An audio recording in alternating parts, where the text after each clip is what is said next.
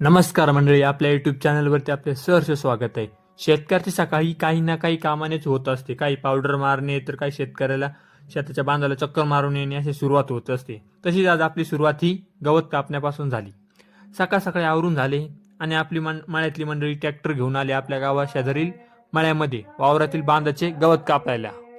आपल्या मंडळीने काय, मी येण्या अगोदरच गवत कापायला सुरुवात करून दिली होती. मग मी पण लागलो गवत व्हायला. घेतल्या पाठीवरती गवताच्या पेंड्या, लागलो गवत व्हायला.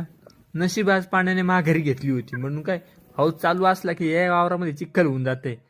पण आपण काय माघारी घेत नसतो, शेवटी नशीबच असं पाण्याबिण्यातून गवत व्हायला लागतो. या बांधावरती सारखे येऊन जाऊन येऊ अख्खा बांध सटमट करून टाकला होता आम्ही, तरी पण आम्ही इथूनच जात होतो. हा आहे आपला छोटा कुबोटा ट्रॅक्टर. गवत वाहता वाहता अशा एखाद्या गवताच्या पेंडी सारखी पडून जाते, परत त्यासाठी चक्कर मारावा लागतोय. सकाळी पप्पांनी मला सांगितले होते की जर गवत कापायला गेले तर तिथे पाईप बांधामध्ये खणून घातलेला आहे, तो पाईप जरा लहान झालाय, तर त्याला एक पाईपाचा तुकडा जॉईंट करून दे, म्हणजे पाणी बांधाच्या बाहेर पडेल. पाईपाचा तुकडा जॉईंट केला, निघालं वरती. बांधावरील बांधलेला बैल अनोळखी म्हणून मला एकटक पाहतच होता. शेवटी सर्व जाता जाता सर्व मंडळीने गवताचे पेंडे आम्हाला वाहून लागले. गवत वगैरे सर्व वाहून झाले. बापू काका मी लगेच दोरीने गवत बांधून घेतले. लगेचच ट्रॅक्टरला मी सेल मारला, निघालो.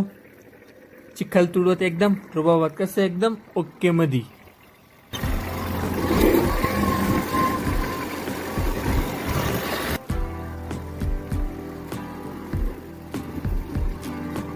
डायरेक्ट लागलो आपल्या एक्सप्रेस हायवेला.